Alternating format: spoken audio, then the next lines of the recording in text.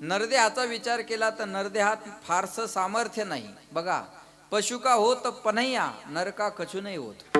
एखादं जनावर जर मेलं तर त्याचा कोणताच अवयव निरुपयोगी होत नाही. पण हे जर जनावर गेलं तर याचं काहीच उपयोगाला येत नाही. याला जाळून टाकलं तर याची राख होते, पुरून टाकलं तर किडे खातात, आणि रस्त्यावर फेकलं तर याची प्राण्याने खाऊन विष्ठा तयार होते. याच्यापेक्षा नरदेहामध्ये दुसरी काही ताकद नाही. लक्ष देऊन ऐकलं तर कळेल. नरदेहाचा विचार केला तर नरदेहासारखं अमंगळ आणि अपवित्र या जगाच्या पाठीवर दुसरं काही नाही. ना शरीर दुःखाचे कोठार, शरीर रोगाचे भांडार, शरीर दुर्गंधीचे थार, नाही अपवित्र शरीर आहे. शरीरासारखं अमंगळ अपवित्र या जगाच्या पाठीवर दुसरं काही नाही. काही माणसं म्हणतात, काय नाक हो त्या माणसाचं पोपटासारखं, होऊ द्या सर्दी. माझं बोलणं कळलं का तुम्हाला? तेच पोपटासारखं नाक आवडतं का? नाही. काय म्हणतात, काय हरणासारखे डोळे होते याचे, येऊ द्या चिपड. बोला. काय म्हणतात, काय सुंदर बोलतात ते होते, येऊ द्या तोंडाचा वास, लांबून बोला म्हणतात. या शरीरातल्या नवही द्वारातून घाण सोडून दुसरं काही बाहेर येत नाही. नवद्वारे पुरे द्रेही. महाराज म्हणतात 9 द्वार आहेत ना शरीराला, या 9 द्वारातून कोणत्या सुगंध येतो? चला बोला. 9ही द्वारातून माणसाच्या दुर्गंधी शिवाय बाहेर काही येत नाही. अरे 1 दिवस ब्रश करू नका, तोंडाचा वास येतो. 2 दिवस आंघोळ करू नका, आपल्याला करमत नाही. गाईला कधीच आंघोळ नाही. गाईच्या गोठ्यात कधी बी जा, माणसाला फ्रेश वाटतं. गाईच्या वासराचं तोंड घेतात लोक आणि आपल्या गालाला लावतात. त्यानं ब्रश केला का कधी? त्याचा ब्रश देवाने एकदाच करून पाठवलेला आहे. बघा बरं का, मला सांगायचं, अमंगळ आहे शरीर आपलं. माणसाची माती करून आले तर माणसं आंघोळ केल्याशिवाय, बोला, एखाद्या माणसाची माती करून आले तर आंघोळ केल्याशिवाय घरात जातात का? नाही. आणि एखाद्या गाईला पुरून आले तर आंघोळ करता का? नाही. गाईला पुरून आले तर मंदिरात जाऊन दर्शन घेतात, आणि माणसाला जाळून आले की आंघोळ केल्याशिवाय आत येत नाही. लक्षात ठेवा बरं का. शरीराला पवित्रता येत असते माणसाच्या, पण कधी? हरिपाठ कीर्ती मुखे करी गाया, हरिपाठ कीर्ती मुखे करी गाया, पवित्राची होया पवित्राची होया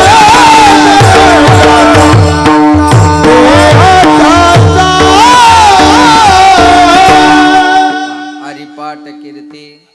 सिंगल प्रमाण म्हणायचं अंबादासराव, कारण तुमचा टाइम तुम्ही घेतला. आता मग अंमल घेऊ द्या, तुमची भट्टी जमली, बरोबर आहे ना? आता आपल्याला चालू द्या, बरोबर आहे? लक्ष द्या माझ्याकडे.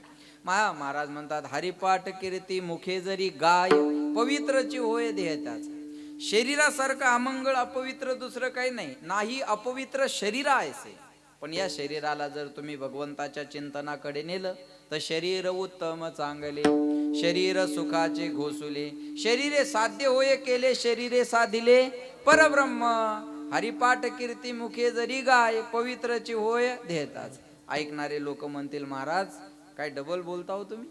काही सेकंदापूर्वी म्हणले शरीर अमंगळ आहे, अपवित्र आहे, आणि दुसऱ्या सेकंदाला म्हणता शरीर उत्तम आहे, चांगलं आहे. तुमची डबल इंजिनची गाडी आहे का? तमाशाकडे बी जातील, कीर्तनाकडे बी येतील. हा, तुम्ही असे डबल मिनिंग डबल बोलता का? महाराज म्हणले नाही, मी माझ्या दोन्ही मतावर ठाम आहे. हे बघा, तुम्ही लक्ष दिलं तर तुम्हाला सगळं कळेल.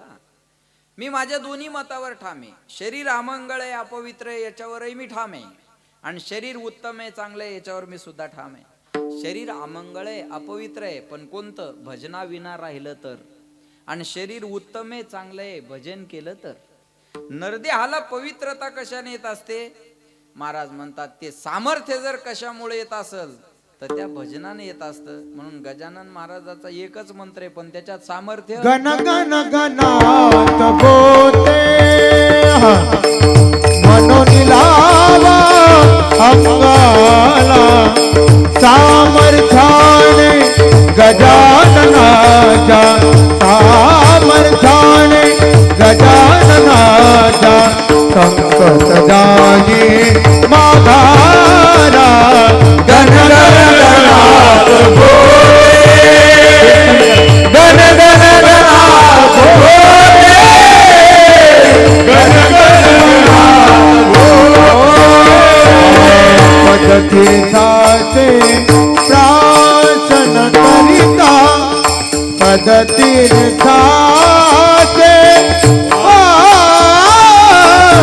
पद तीर्थाचे पद तीर्थाचे दासन करिता मुखी घडले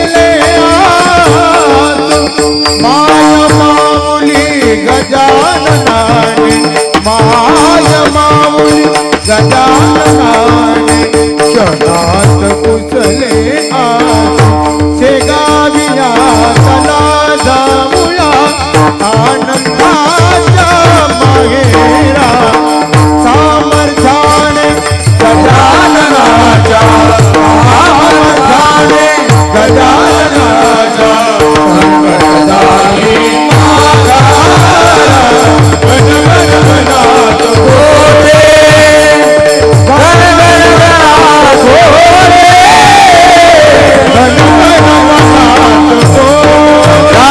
राजाधिराज योगीनाथ परब्रह्म सच्चिदानंद भक्त प्रतिपालक शेगाव निवासी समर्थ सद्गुरु श्री संत गजानन महाराज की जय।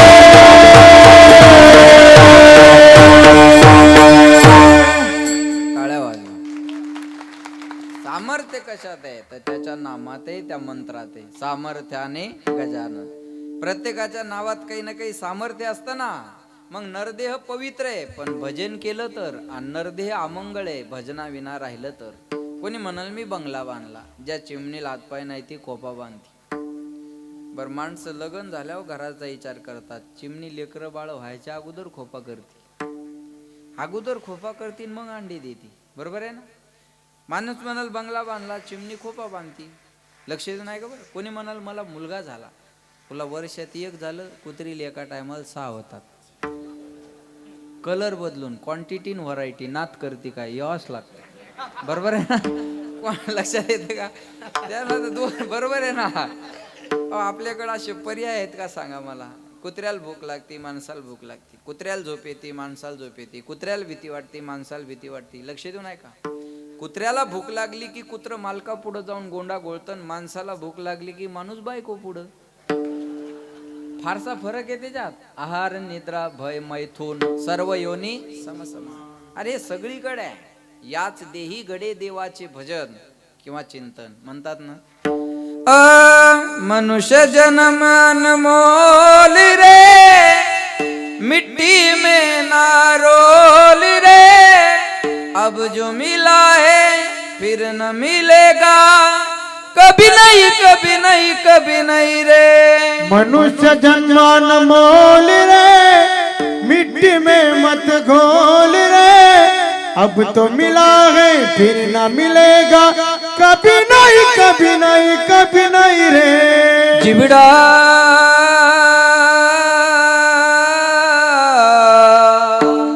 दो दिन का मेहमान, कब सुमिरो घेरा, अब तुम कब सुमिरो घेरा. जिबड़ा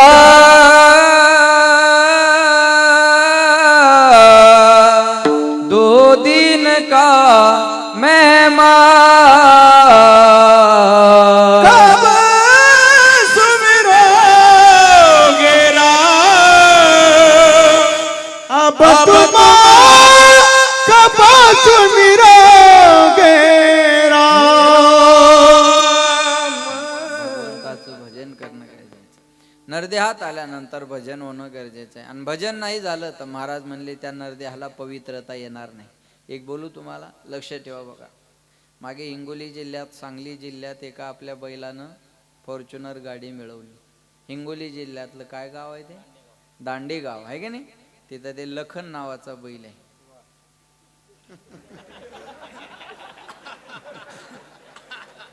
आता मी काही बोललोच नाही बा. आता ते अरे पण तुझं नाव ज्याला आहे त्यानं फॉर्च्युनर आणली, हे काही सोपी गोष्ट आहे का. बरोबर आहे ना. लखन नावात फॉर्च्युनर गाडी पहिला नंबर आणला महाराज, आणि इथं बी पहिलाच नंबर आहे ना. बरोबर आहे, पहिला नंबर आणला. आता ऐका माझ्याकडे, त्या बैलाला पाहण्यासाठी लोकांची गर्दी झाली. लोक जायचे आणि त्या बैलासोबत सेल्फी काढायचे. लक्ष देऊ नाही का? ज्याने सांगली जिल्ह्यात मैदान मारलं, फॉर्च्युनर गाडी आणली, त्या बैलासोबत जाऊन लोक सेल्फी घ्यायचे आणि फोटो घ्यायचे. ऐका आता, आणि माऊलीच्या रथाचा बैल दिसला तर लोक दर्शन घेतात. हा फरक आहे. रेस मध्ये पहिल्या आलेल्या बैला संग फोटो घेतात आणि माऊलीच्या रथाच्या बैलाचं दर्शन घेतात. एखादा 2 कोटीचा घोडा असेल तर पाहण्यासाठी गर्दी होईल त्याच्यासोबत लोक फोटो घेतील. पण माऊलीच्या रथाचा घोडा जर माऊलीच्या सोहळ्यातला जर घोडा दिसला ना तर लोक त्याचं दर्शन घेतल्याशिवाय पुढे जात नाही. ही पवित्रता भजनाने येत असते. यांच्यापेक्षा सुंदर आवाजाची माणसं बँडमध्ये बी मिळतील, नो डाऊट. यांच्यापेक्षा सुंदर आवाजाची माणसं कदाचित तमाशातही मिळतील. यांच्यापेक्षा सुंदर आवाजाची माणसं कदाचित फिल्म सिटीमध्ये पण मिळतील आणि आहेत पण त्यांच्यासोबत लोक फोटो काढतील आणि यांचे पाय धरतील आणि दर्शन घेतील. हा फरक आहे. अहो, सामान्य भजने असू द्या गावातला. आता हे सप्ताह आहे म्हणून हे सगळी मैफिल आहे. नाही तर गावगावचे एकादशीचे भजन असल्यावर त्याच्यापैकी एक म्हणणारा बरा असतो. त्याच्यात माझं बोलणं कळलं का तुम्हाला? एकच म्हणणारा बरा असतो. ज्याच्या घरी एकादशी आहे त्याच्या घरी त्याला 10 चक्रा मारणं लागतात. अहो चला ना भजनाला. ते म्हणताय सगळ्याला बोलाव मग माझ्याकडे. जरा बरा म्हणणारा बरं, सगळ्याला बोलाव मग माझ्याकडे. त्याला म्हणणं लागतं अहो तुम्ही चला ना, मग का खार घालतो नेऊन तिथं. तू जाय म्हणलं ना, तुला एकदा जाय सगळ्याला बोलव आणि मग ये माझ्याकड. आणि त्याला 2च अभंग म्हणता येतात. 2च बर का. 2 अभंग म्हणतो ना, अर्धा किलो तो गुळच हाणतो. घसा तो खायला म्हणतो घसा. आणि पुन्हा त्याचा अभंग दुसऱ्यानं म्हणला की टाळ ठेवतो आणि निघतो. अरे काहून चालला, काय डोंबलं म्हणू का आता. मग अभंग काय उचला होता, जस काय याच्या चुलत्यान लिहून ठेवला तो. बरोबर आहे का नाही? अवघडच काम आहे. लक्षात आलं का? पण ते उठून चाललं तर ते घरधनी त्याचे पाय धरतो. ओ बाबा जाऊ द्या त्याचं, पण माझ्या घरचं भजन आहे. जाऊ शिवरण हिंड तिकडे जाय. बरोबर आहे का नाही? माझं बोलणं कळलं का तुम्हाला? नाही ना, ऍडजस्ट नाही करत लोक. ते रथन फित मायाकून होणार नाही म्हणतात. काय म्हणतात? मुकाट्यान मी जे हाय मंडप ते करीन, ते लग्न फिग्न करायचं आणि ते रथ फित आपल्याकडून होणार नाही. सांगून द्या पाहुण्याला मदात्र्याला. आणि नसल जमत त्याला म्हणा हल्यावर बसून हिंड जाय तिकडं. बरोबर आहे ना? ते रथ नाही पोरगी नाही तुला. बरोबर आहे. पण इथं करतात विचार लोक? करत नाही महाराज. इथं विचार खर्चाचा करत नाही हो. नाही तर त्याच्याकडे का पैसे जास्त झाले का? लेकराला 10 रुपये खर्चताना माणूस विचार करून देत. कळलं माझं? 10 लेकरानं 10 रुपये मागितले तर 5च देतो माणूस खिशातून काढून. बजाले जाय. आणि इथं जाऊ द्या म्हणतात हो. पण ते आपण महाराज सांगितला ना, त्या महाराजाला काही नाराज करायचं नाही आपल्याला. लक्षात आलं? हे एवढं जर कळत असतील लोक आपल्यासाठी, तर फक्त आपण देवाचं नाव घेतो, हे उपकार देवाचे आहेत. चला तुम्ही उद्या पॅन्ट शर्ट घालून याच गावात त्यांना म्हणा बसा, मला तुम्हाला काहीतरी सांगायचंय. लोक म्हणतील त्या बायकोला जाऊन सांग. कळलं माझं बोलणं? ही पवित्रता जर कशाने येत असेल तर भजनाने येत असते, बाकी कशानेच येत नाही महाराज. म्हणून नरदे हाला जर पवित्रता मिळवायची असेल तर भजन करणं नाही. म्हणून म्हणतात देवी दिला दे भजना गुमटा, देवे दिला देह भजना गुमटा. तो या झाला फाटा बाधिकेचा, तो या झाला फाटा बाधिकेचा. देवे दिला देह हो भजना गुमटा, देवे दिला देह हो भजना गुमटा. देवानं सुंदर नरदेह भजनासाठी दिला. एवढंच सामर्थ्य. बाकी काय सामर्थ्य? माशी पंख पाकडी तव हे सरी. माणसात ताकद किती आहे माहिती आहे का? ओ ऐका सगळे व्यवस्थित. माणसाची पावर पाहिजे तुम्हाला. 6 वेळेस उपमुख्यमंत्री राहिलेल्या माणसाला, सगळं यंत्रणा हातात असलेल्या माणसाला, स्वतःला एकट्याला जाण्यासाठी जेट विमान असताना त्या माणसाला काही करता आलं नाही. 100 कोटी रुपये तुमच्याकडे आहे, एका दिवसाचं आयुष्य वाढून नाही मिळणार. माझं बोलणं लक्ष देऊन आहे का बरं? काय सिच्युएशन आली महाराष्ट्रावरील. स्वप्नात सुद्धा या गोष्टीचा कोणी विचार केला नव्हता, स्वप्नात सुद्धा बरं. आणि अजितदादा गेले ना, तर प्रत्येक माणसाला, तो कोणत्याही पक्षाचा असू द्या नाही तर अपक्ष असू द्या, पण त्या प्रत्येक माणसाला असं वाटत होतं आमच्या घरचा सदस्य कोणीतरी गेलेला आहे, आमच्या घरचा सदस्य कोणीतरी गेला. माझ्याकडे लक्ष द्या तुम्ही हा, अजिबात विक्षेप करू नका, माझा मूड छान आहे, चांगलं येते ऐका. प्रत्येकाला वाटत होतं आमच्या घरातला कोणीतरी सदस्य गेला, आणि सगळ्यांच्या डोळे त्या दिवशी पाणावले. महाराज सामर्थ्य, अरे ठरवलं असतं तर अजित दादाच्या वजना एवढे पैसे आम्हाला दिले असते. कळलं माझं बोलणं? अजित दादाच्या वजना एवढे म्हटलं असतं हे पैसे घे आणि चल निघ.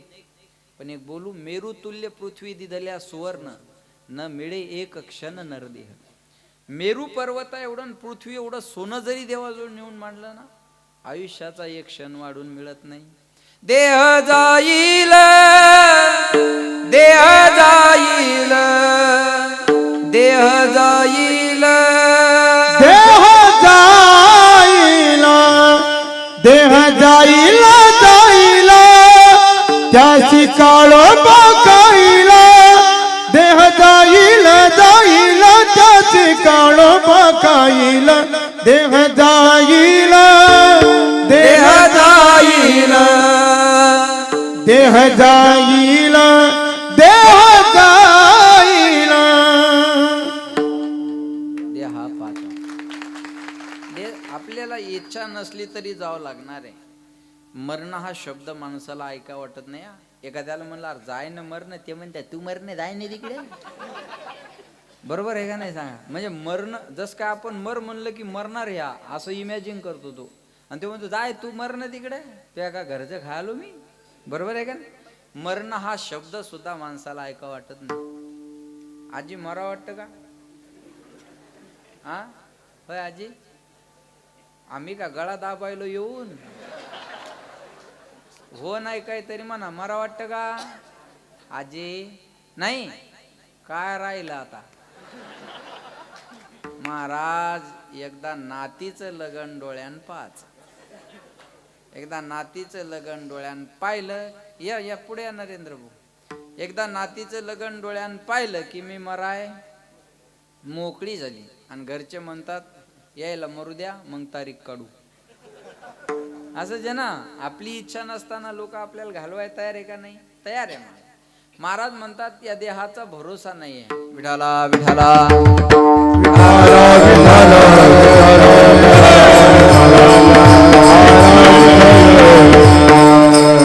मृत्यूची भीती सर्वाला आहे, मरणाची भीती नाही असा माणूस नाही बरं का. मरणाची भीती सर्वाला आहे. मी उदाहरण सांगतो तुम्हाला. सरपंच असला तर गावात घाबरणार नाही. माझ्या संग बसले होते सरपंच, काय नाव आहे त्याचं? किसनराव. 2 वेळ सरपंच सदस्य राहिले होते. सरपंच असला तर गावात वजन असतं. बरोबर आहे? सरपंच असले तर गावात भीत नाही, आमदार असले तर तालुक्यात भीत नाही, खासदार असले तर जिल्ह्यात भिणार नाही, मुख्यमंत्री असला तर बोला महाराष्ट्रात घाबरणार नाही, पंतप्रधान असला तर देशात घाबरणार नाही. विचारा नेपाळच्या पंतप्रधानाला कपडे घेऊन पळावं लागलं. विचारा बांगलादेशच्या पंतप्रधानाला शेख हसीना मरणाच्या भीतीनं देश आणि पद सोडून पळावं लागलं. मला मरणाची भीती कोणाला नाही, मग Z+ सुरक्षा कशाला सोबत आहे? मरणाची जर भीती नाही तर Z+ सुरक्षा सोबत कशाला आहे? आमच्या ते पुरुषोत्तम महाराजाच्या तिथे इस्रोला शिंदे साहेब येणार होते, मुख्यमंत्री होते गेल्या वर्षी मागच्या वेळेस. आणि मग ते मुख्यमंत्री येणार म्हणलं की ते कलेक्टर SP सगळे आले. मग ते श्वान पथक आलं, ते कुत्रे घेऊन आले. नंतर ते बॉम्ब चेक करायचे बॉम्ब पथक आलं. आम्ही पलंगावर बसलेलो होतो. ते म्हणे उठो यहाँ से.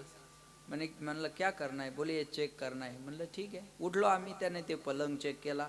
नंतर तो ड्रॉपचा पलंग होता, तो ड्रॉप उघडला, त्याच्या खाली पाहिलं आणि पखवास ठेवलेला होता तिथं. म्हणे इसमें क्या है? म्हणलं इसमें वाजवणे का है? नहीं बोले इसके अंदर क्या है? म्हणलं दोन्ही कोण हन्ना पडता है, मग आवाज आता है मग उसमें. नाही बोले हमारा पूछने का काम है. म्हणलं हमने भी सांगायचे न, ठेवा कुठे आहे तेव्हा. तुमने जर विचार आहे तर हमने सांगायचे ना, बरोबर आहे का नाही? लक्षात आलं का? डांबरी डांबरी से जाएंगे न ते काय, बरोबर आहे का? बरोबर आहे ना? हमने भी सांगायचे न तेव्हा, बरोबर आहे का नाही? मुद्दा विनोदाचा भाग एक साइडला ठेवा. पण ते म्हणे महाराज इधर कुछ अनुचित हो गया तो हमारी नौकरी खतरे में रहती है. बोले ये पूरी जिम्मेदारी हम पे रहती है, इसलिए हमें ये करना पड़ता है. माझा मुद्दा संपला.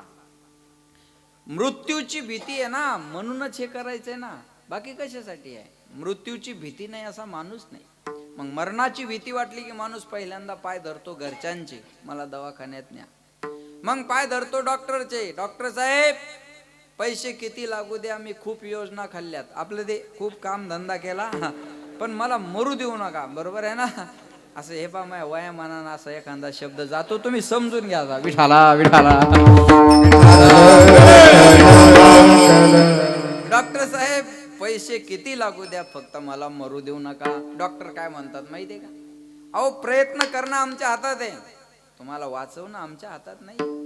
आणि डॉक्टरच्या हातात वाचवणं असतं तर निदान डॉक्टर तर शिल्लक राहिले असते. डॉक्टर तर राहिले असते ना, बरोबर आहे का नाही?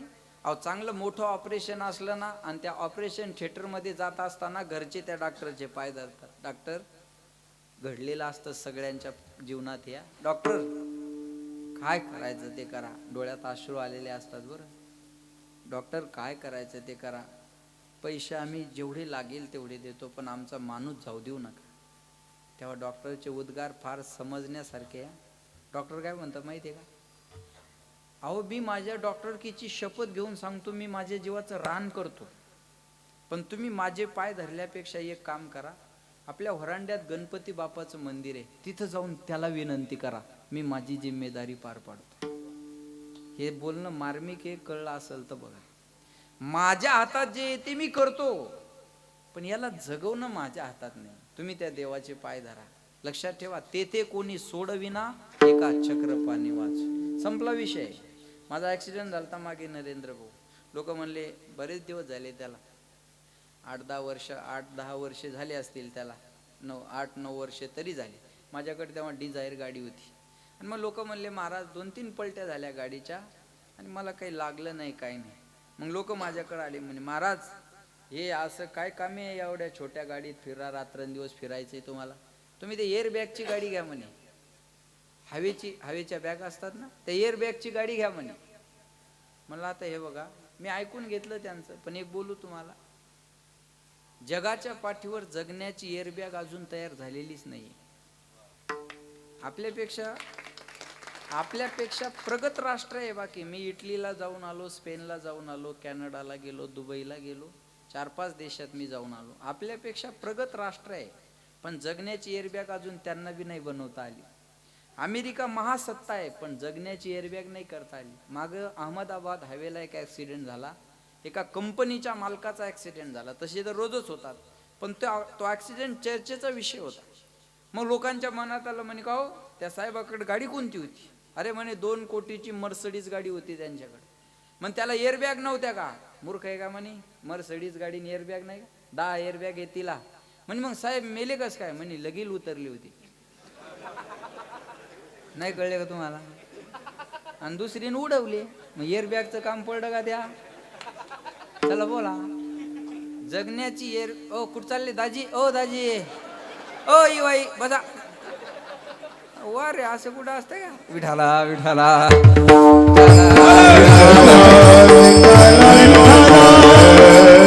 लक्षात ठेवा, जगण्याची एअरबॅग अजून तयार झालेली नाहीये. चला अजून याच्या उलट मुद्दा सांगतो. मी घडलेल्या टच मधल्या गोष्टी तुम्हाला सांगेल, म्हणजे कळण्यासाठी सोपं जाईल. मागे लंडनला जाणाऱ्या विमानाचा अपघात झाला. लक्ष द्या, भारतातून लंडनला जाणाऱ्या विमानाचा अपघात झाला. इतिहासातला विमानाचा हा सगळ्यात मोठा अपघात, हा एअरलाईन मधला सगळ्यात मोठा अपघात. आणि ज्या हॉस्टेलवर पडलं मोहनसर तिथली बरीच मेली, आणि ज्या विमानात होती ना त्याच्यातले जवळपास 260-65 माणसं दगावली, पण त्याच्यातून एक माणूस वाचला होता. आठवतंय तुम्हाला? एकच माणूस वाढला. एखादं म्हणे अरे ते खिडकीजवळ बसलेला असेल. अरे बावळ्या इमानाला खिडकीच नसती, बरोबर आहे का? त्याला एवढंच म्हणा तुम्ही की त्याचं आयुष्य शिल्लक होत, संपला विषय. याच्या पुढं तुम्ही काहीच म्हणू शकत नाही. याच्या पुढं तुम्ही एखाद्याचं आयुष्य शिल्लक असेल ना, त्याला गोळी मारा ते तरी जगतं, आणि ज्याचं संपलं ते गोळी खाल्लं तरी मरतं. गोळीन तो संगच. विठाला विठाला. पण भीती तर मरणाची सगळ्या आहे ना. मी एका गावात असं सांगितलं, या गावातली माणसं 7 दिवसात मरणार. सगळे रडायला लागले आणि एक म्हातारी हसायला लागली. कीर्तन झाल्या म्हणलं आजी मरणाची भीती नाही का? हाय ना म्हणे महाराज. म्हणलं मग मी सांगितलं या गावातली माणसं 7 दिवसात मरणार. सगळ्या म्हातार रडायला लागल्या आणि तुम्ही एकट्याच हसू लागल्या. तुम्ही काय म्हणले महाराज? या गावातली माणसं 7 दिवसात मरणार. मी कळंब्याची नाही म्हणे, मी साखरेची आहे. अरे मग तू काय राहणार आहे? जाऊ नाही, लक्षात ठेव. मग याचे त्याचे पाय धर. मग पाय धरतो डॉक्टरचे, मला वाचवा. डॉक्टर म्हणतात माझ्या हातात नाही. मग पाय धरता आमच्यासारख्या महाराजाचे, बाबा मेरा कल्याण करो. बाबा म्हणतात मेरीच भिवंडी हो गई है, तुम्हारा कल्याण काचे करू मी, चलो बोलो. अरे वेडा आहे का तू? मग मी करू काय? महाराज म्हणले तुला जर याच्या भीतीपासून वाचायचं असेल तर एकच कर, कळी काळ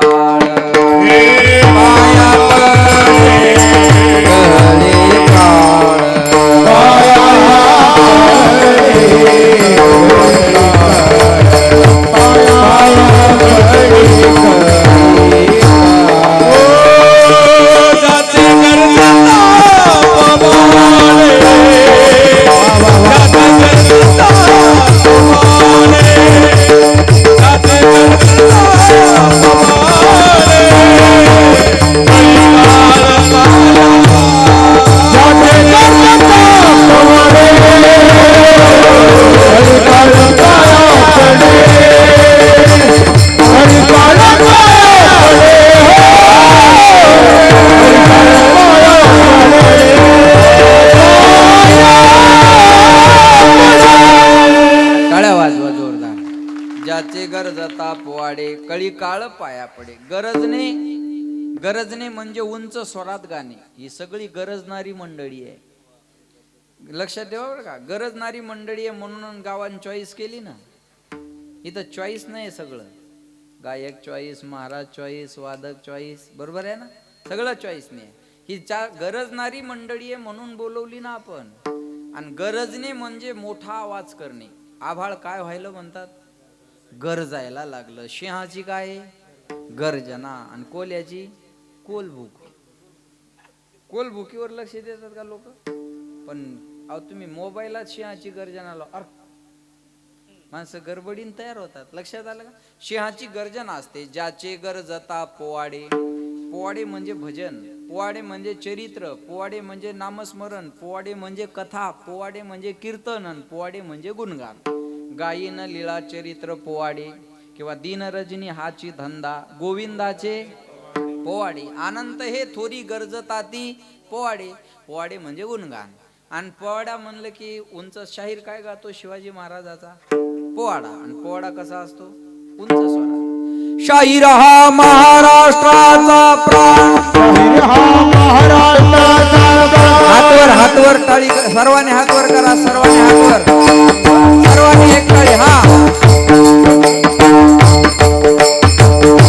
शाहीर हा महाराष्ट्राचा प्राण, महाराष्ट्राचा प्राण. शाहीर हा महाराष्ट्राचा प्राण, शाहीर हा महाराष्ट्राचा प्राण. तानाजी मालुसरे निमंत्रणाची पत्रिका घेऊन आले. शिवाजी महाराजांच्या हातामध्ये निमंत्रणाची पत्रिका दिली. आमच्या येथे श्री कृपेकडून आमचे चिरंजीव रायबा यांचा विवाह सोहळा आहे. या शुभ प्रसंगी वधूवरास आशीर्वाद देण्यासाठी आपण उपस्थित राहावे. कळावे आपल्या भगव्या झेंडाच्या तार शिपाई तानाजी मालुसरे.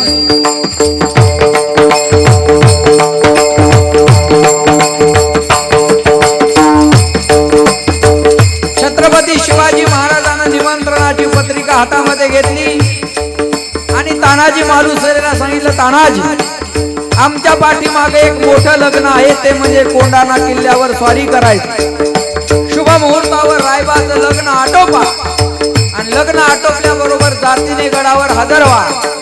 तानाजी मालुसरे हे वीर होते, त्या वीराला हे शब्द पटले नाही. तानाजी मालुसरेने सांगितलं, राजा आपल्या देशाचं आपल्या राष्ट्राचं एक थोर व्यक्तिमत्व लढायला जाणार आणि आम्ही लग्नात वरबाप म्हणून मिरवणार हे आम्हाला शोभत नाही. एवढी कामगिरी माझ्या पदरात घाल. आधी लगीन कोंडाण्यात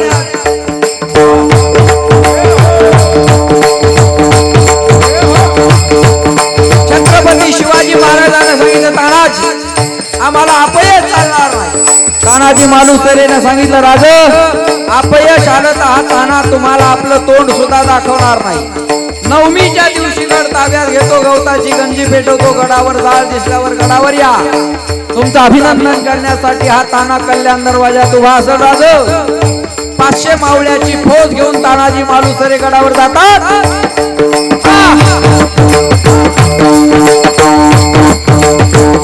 मर्दाची तुटली बटारे ढाल, रक्ताने शरीर झाले लाल, हाताला गुंडाळे निशाल झेली तोवा, किल्ले कोंडाण्यावरती रक्ताने लाल झाली धरती. मराठी मागे नासरती, वरून मी काय त्यांची खाती, निघाला ताना हा सरदार.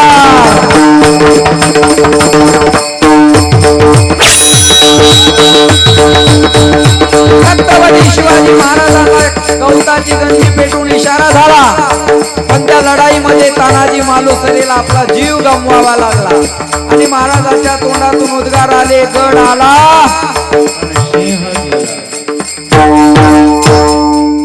याला म्हणायचं पोवाडा. हे काय पोवाडा.